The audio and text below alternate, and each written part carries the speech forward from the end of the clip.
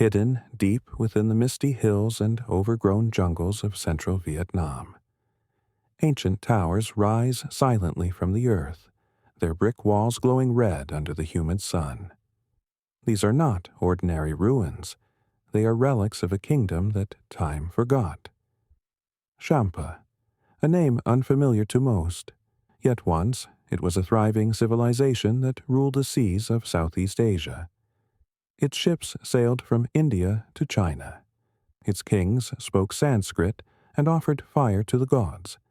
Its artisans crafted temples of unmatched beauty, and its warriors defended its lands fiercely against rivals near and far. Before Vietnam, before Angkor, before the modern borders we know today, there was Champa, a culture forged by fire, shaped by ocean winds and filled with devotion. They were a people of prayer and poetry, of war and worship, of movement and memory. They worshipped Shiva, honored spirits, and built towers to mimic the cosmic mountain Meru. Each structure was a symbol, a bridge between earth and sky. But now all that remains are these towers, silent, moss-covered and cracked by centuries of storms. Travelers walk past them unaware that each brick holds a story, a war, a king, a forgotten god. The world has moved on, but the spirit of Champa lingers. In this journey, we will explore the rise and fall of this lost kingdom. We'll walk through its sacred temples, listen to its legends, and rediscover a people who refused to be erased. This is not just a tale of ruins. It is a story of a civilization once rich with life, now echoed only in prayer and stone. This is the lost kingdom of Champa, Vietnam's forgotten civilization. The birth of Champa did not begin in grandeur, but in resistance. In the 2nd century CE, the coast of what is now central Vietnam was a contested frontier, caught between the expanding Han Empire to the north and the vast maritime routes to the south. Amid this tension, a local chiefdom known as Lam Ap emerged. It was not yet a kingdom, but it was defiant. Defiant of foreign control, hungry for independence. Its people were seafarers and warriors, accustomed to rivers and winds. They raided southern Chinese ports, built wooden fortresses, and worshipped ancestral spirits in mountain groves. But change was coming, and it came from across the sea. Indian traders brought more than silk and ceramics. They brought stories of Rama and Krishna, the cosmic dance of Shiva, the wisdom of Vedas. They brought temples, rituals, and Sanskrit, language of the gods. Sanskrit inscriptions began to appear on stone steles. New deities, Shiva, Vishnu, Devi, arrived with fire rituals and temple hymns. The Cham embraced this knowledge, not by replacing their own, but by blending it beautifully. Their old spirits lived beside new gods. The mountains were still sacred, but now echoed with chants from India. By the 4th century, Lam Ap had transformed, from a tribal federation into a Hindu kingdom. Temples of brick began rising in sacred valleys. Kings adopted divine titles like Bhadravarman and Indravarman, and the kingdom began to grow, politically, spiritually, and geographically. It wasn't just one capital, but many. Indrapura, Vijaya, Kauthara, Panduranga, each with its own shrines, libraries, and palaces, all united by sea, faith, and shared destiny. Thus, Champa was born, not in conquest, but in connection. The legacy of Champa is written not only in words, but in brick. Nowhere is this more visible than at Mỹ Sơn. a sacred valley hidden deep in the forests near present-day Quangnam. It was here that Cham kings built their holiest temples, not to glorify themselves, but to honor the divine. The towers of my son are unlike anything else in Southeast Asia, built entirely from red fired brick, stacked so precisely they require no mortar. Even today, modern engineers struggle to understand how the Cham achieved such precision. Some believe the bricks were pre-treated with natural resins. Others think the towers were fired after being built. The technique is still a mystery. But it wasn't just about engineering, it was about belief. Each tower was a linga in itself, a vertical symbol of Shiva's divine presence. Inside, the sacred stone linga and yoni rested on carved altars, representing masculine and feminine energy, creation and dissolution. The priests chanted mantras in Sanskrit, burned ghee and incense, and poured sacred water from copper vessels. The air shimmered with heat, devotion, and the smell of sandalwood. My son was not alone. Across the kingdom, other sacred sites thrived. Nagar in Ha Trang, dedicated to a powerful goddess of fertility and protection. Klong Garai in Phan Rang, built during Champa's final centuries, defiant in design and legend. These temples weren't just religious centers. They were political stage sets. Here, kings legitimized their power. Here, the gods judged success and failure. To enter a Cham temple was to step between worlds. Even in ruin, they whisper. They whisper of kings long gone, of sacred fires long extinguished. But most of all, they whisper that Champa was never truly forgotten. For centuries, Champa ruled not by walls or armies alone, but by the sea. The Cham people were born of the ocean. Their lives, their trade, their power, all flowed with the tides. They built sleek wooden ships with curved sails, designed to ride the monsoon winds across the South China Sea. With these vessels, they did more than trade. They dominated. Champa became a maritime kingdom, one of the few in Asia to rule primarily through the sea. Its ports, like Hoi An, Traque, and Vijaya, were hubs of commerce and culture. Arab traders came with glass and horses, Indian merchants brought spices and texts, Chinese ships carried silk and gold. From Java to Bengal, the Cham were known as bold navigators and shrewd negotiators, but they were also raiders. In 1177, Cham warships sailed up the Mekong River and launched a devastating assault on Angkor, the Khmer capital. Temples were looted, palaces burned, the Khmer king fled for his life. It was one of the most daring naval attacks in Southeast Asian history. Champa understood balance.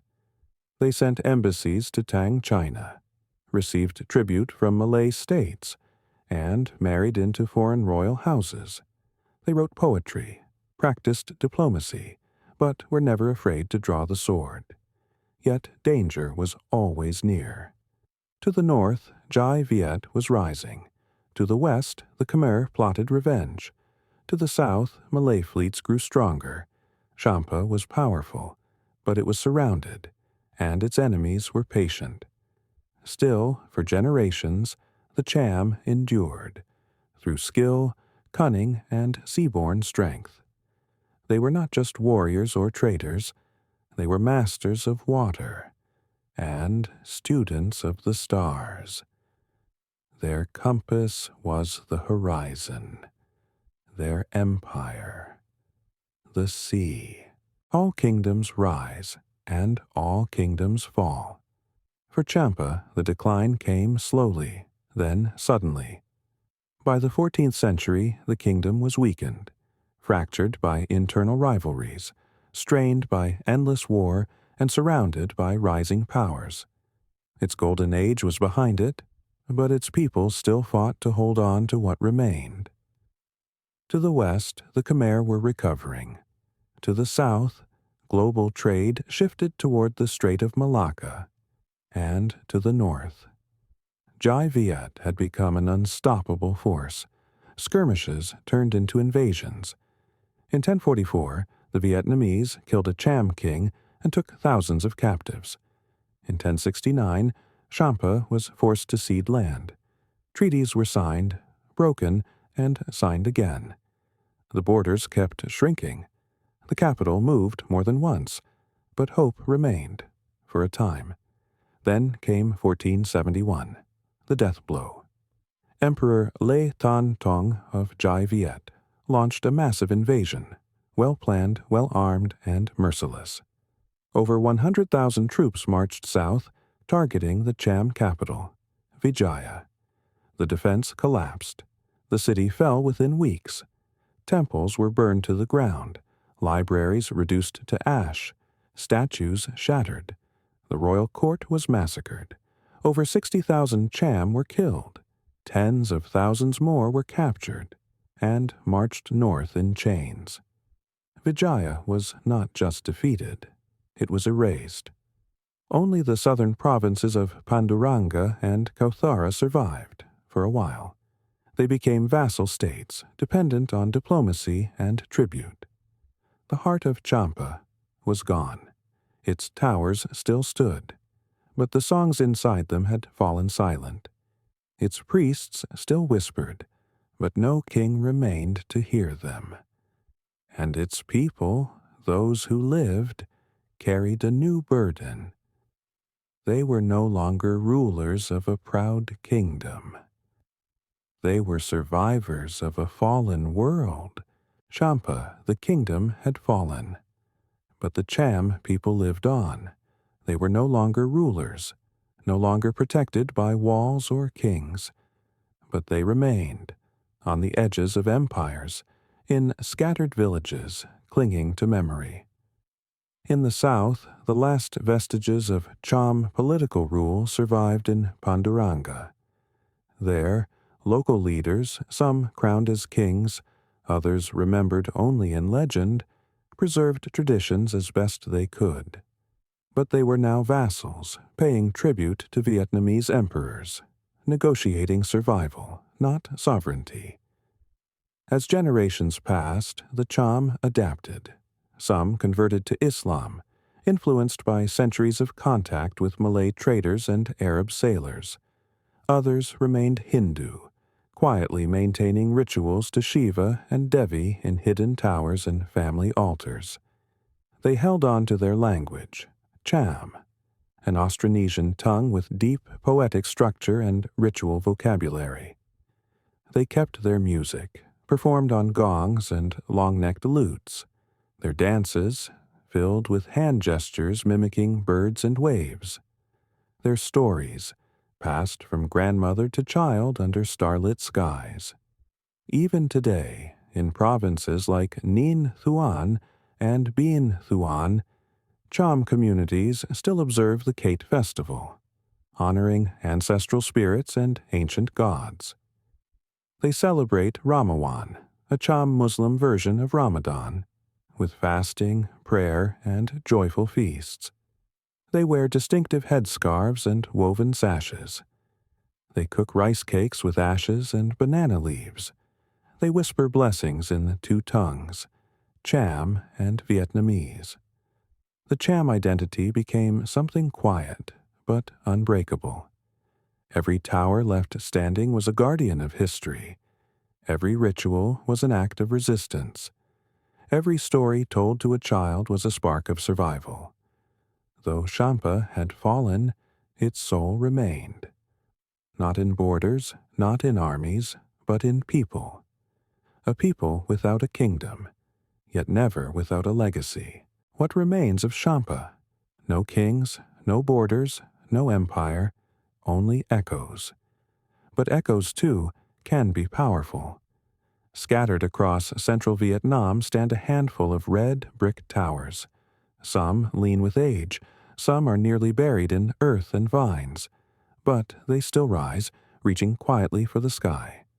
They have no banners, no armies, no gold, and yet they endure. In my son, in Nagar, in Klongarai, the temples still watch the sunrise. They still hear prayers in the wind, and if you listen closely, they still whisper names long forgotten. What remains is more than stone.